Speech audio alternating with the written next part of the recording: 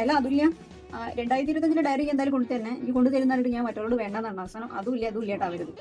വേറെ ഒന്നും 2024 കിട്ടിയില്ല. 2025 ഡയറിയെങ്കിലും കിട്ടിയാൽ മതി. കിട്ടൂലേ?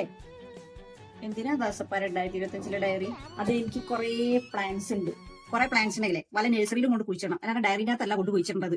അതല്ലടോ 2025 വരാൻ പോകല്ലേ. അപ്പൊ എനിക്ക് കുറേ പദ്ധതികളുണ്ട്. അതൊക്കെ സെറ്റാക്കി എഴുതി വെച്ചിട്ട് വേണം 2025 അത് റെഡി ആക്കി കൊണ്ട് എടുക്കാൻ. ഓ, ആ പ്ലാൻസ് ഒക്കെ വേണമെങ്കിൽ ഞാൻ അങ്ങോട്ട് പറഞ്ഞു തരാം. ജോത്സ്യനാണോ?